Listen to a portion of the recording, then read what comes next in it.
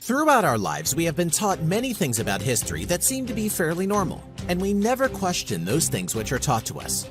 There are, however, some things that our history teachers got wrong, or they were actually taught to mislead people from the truth. Check out these 10 historical facts they don't want you to know. The British were never going to win the Revolutionary War. If you read any stories or see any movies that have anything to do with the American Revolution, you would think that the British had a vast army and the Americans were heavily outnumbered. However, it turns out that the tables were actually turned, and it was the British that were the ones who were heavily outmanned and outgunned.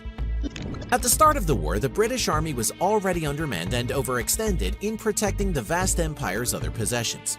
Against the force of less than 40,000 British soldiers stood 250,000 to 375,000 colonials who supported the revolution. Britain's leaders made a miscalculation when they assumed that resistance from the colonies, as the Earl of Dartmouth predicted, could not be very formidable. And well, we all know what happened, as the United States is not under British rule. Christopher Columbus discovered America. Here is a big one that everyone was seemingly taught in school. However, it turns out that this was just a myth. The belief that Christopher Columbus discovered America is apparently widespread. In a 2005 survey from the University of Michigan, 85% of Americans believe that Columbus discovered the continent, while only 2% of respondents were able to correctly answer that Columbus couldn't have possibly discovered America because Native Americans already lived here. Columbus is historically significant because in his 1492 voyage to the Americas, he brought diseases that killed a massive portion of the Native American population. Some suggest as much as 90%. Perhaps that is the reason the myth is still told instead of the truth. Sir Isaac Newton discovered gravity when an apple fell on his head. This version of the story is seemingly repeated time and time again. However, it's just a story cleverly rewritten to possibly make it more interesting. So therefore, Newton's apple legend isn't true, but like many urban legends, it's an embellished version of something that actually happened. An apple didn't fall on Newton's head, but Newton did start theorizing about gravity when he saw an apple falling from a tree and started thinking about it. In fact, he wrote about the actual experience in his memoir where he recalled going outside after dinner with a friend. We went into the garden and drank tea under the shade of some apple trees, only he and myself. Amidst other discourse, he told me he was just in the same situation as when formerly the notion of gravitation came into his mind. Why should that apple always descend perpendicularly to the ground? Thought he to himself. Occasioned by the fall of an apple, as he sat in a contemplative mood, why should it not go sideways or upwards, but constantly to the Earth's center? Assuredly, the reason is that the Earth draws it. Holy Grail. In Staffordshire, England, there is a sculpture that has invited the wits and intellect of many intellectuals in an attempt to decode an inscription reading DOUOSVAVVM.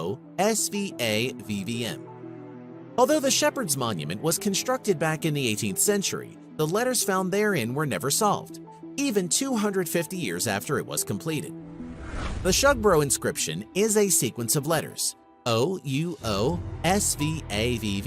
between the letters DM, carved on the 18th century Shepherd's Monument in the grounds of Shugborough Hall in Staffordshire, England, below a mirror image of Nicholas Poussin's painting The Shepherds of Arcadia. It has never been satisfactorily explained and has been called one of the world's top uncracked cipher texts. Speculation has since then grown that the inscription may encode secrets related to the Priory of Sion, or the location of the Holy Grail. Speaking of the Holy Grail, some believe the 2,000-year-old vessel is in a church in Leon in northern Spain. Hitler feared the French and admired the British. This will likely be something that no one knows. However, everyone knows that Hitler was no peacenik, but he actually exhibited a very healthy fear of the Anglo-French alliance. In fact, during the reoccupation of the Rhine, Hitler famously ordered his generals to sound a retreat at the faintest sign of French resistance. Hitler also admired the British for their ability to maintain such a large empire. He made repeated peace overtures to the British even in the course of war. The Führer showed genuine surprise at the two nations' declaration of war after Germany invaded Poland. After the declaration, he reportedly reproached his foreign minister and asked, "What now?" Alas, the Allies were too slow to move. Hitler got over his initial shock and escalated his efforts. The US provoked Japan into war. When speaking about war, there are many things that some countries would rather not have you know. And some conspiracy theorists have brought up the question, did the US know that Japan was going to attack Pearl Harbor? And then there is the notion of why Japan would start a war with a country that would crush them. There are two different stories to consider. It is said that the FBI ignored compelling evidence on the attack on Pearl Harbor. The legendary director of the FBI for over 50 years, J. Edgar Hoover, didn't trust the Serbian double agent Dusan Popov, who was apparently a gambling, lustful drunk. However, if some sources are to be believed, President Roosevelt's administration started it all. FDR, to secure public favor for a war against Germany, imposed severe embargoes and sanctions that crippled Japan's economy, leaving the Japanese no choice but to attack the US. What makes this conspiracy plausible is the existence of the McCollum Memo. The memo, written in 1940 by Naval Intelligence Officer Arthur McCollum, recommended 8 ways for the US to provoke Japan into war. While no compelling evidence exists that the memo ever reached FDR, McCollum's 2 superiors who reviewed the memo did serve as FDR's close aides. The atomic bombings were unnecessary. It has been said that there was a plan to invade Japan during World War II, and this plan actually almost went into effect. However, this isn't the story you will likely hear. The invasion would have resulted in millions of American and Japanese casualties, and it could be rationalized that the atomic bombs that were dropped instead saved all those American lives. But there is more to this story that it would seem the leaders of that time didn't want anyone to know.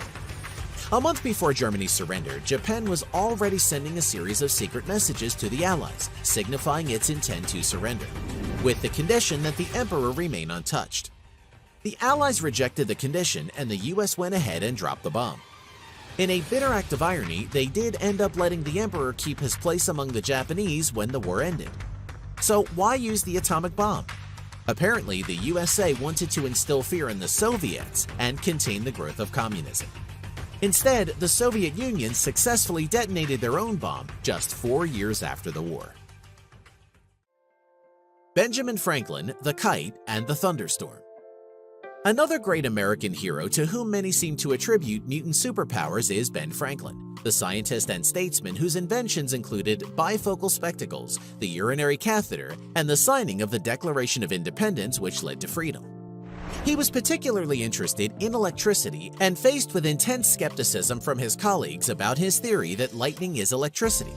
Legend has it that he conducted an experiment to prove them wrong. Franklin, without a knowing wink, went out into a raging thunderstorm and released the kite with a lightning rod affixed to the top and a metal key attached to the string. The story goes that lightning struck the kite and the electricity passed down the string and into the key. When Franklin touched the key, it let off a spark of static electricity. It's certainly true that Franklin at least proposed the kite experiment. Less certain, however, is whether or not he ever actually got around to performing it, and some sources suggest he did not. The reality of Franklin's experiment is that it simply involved flying a kite into some clouds to collect a few harmless ions, in order to prove that the atmosphere carries a charge. It is through Franklin's discoveries that science was able to infer later on that lightning probably has something to do with electricity. Precambrian spheres. Over the last few decades, miners in South Africa have been digging up mysterious metal spheres, aka the Klerksdorp spheres. Origin unknown, these spheres measure approximately an inch or so in diameter, and some are etched with 3 parallel grooves running around the equator. 2 types of spheres have been found. One is composed of a solid bluish metal with flecks of white. The other is hollowed out and filled with a spongy white substance. The kicker is that the rock in which they were found is Precambrian and dated to 2.8 billion years old. Who made them and for what purpose is unknown. However, the Bible tells us that God created Adam and Eve just a few thousand years ago. According to science, man is a few million years old, and the oldest civilizations existed just tens of thousands of years ago. Could it be that the Bible and science are both wrong? Thanksgiving. The last one on our list is really going to make a lot of people think differently about the holiday that is celebrated in America and also in Canada, but under different historical instances. Apparently, the entire Thanksgiving story is a lie, which is as follows. Pilgrims on the Mayflower arrived at Plymouth Rock in 1620. Unprepared for the harsh winter, they were saved by the friendly natives who gave them food and taught them how to plant corn. The following autumn, on their first harvest in the New World, they had a feast to commemorate the hardships they had survived, and Pilgrim and Native Americans joined hands in celebration. Now, if you think about this for a moment, you might ask yourself, if the Pilgrims and Native Americans were friends, then what happened? We basically touched on this earlier, but we'll bring the truth to the front. The real story is a touch crueler, murderous, and genocidal.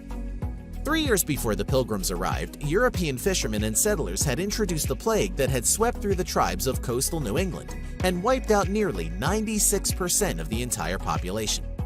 There were reportedly so many deceased that settlers would leave the towns rather than deal with them, only to introduce the bug to the next tribe they encountered. Even worse, the Pilgrims would steal food and tools from any Indians left alive who were too weak to fight back. Happy Thanksgiving! If you want to verify the facts in our videos, check out the Pastebin link in the description. We hope you enjoyed this video. Let us know which one of these historical facts impressed you the most. And if you liked our video and want to see more, click the subscribe link and you'll magically get notified each time we release a new one. We appreciate you and want to thank you for watching Interesting Facts.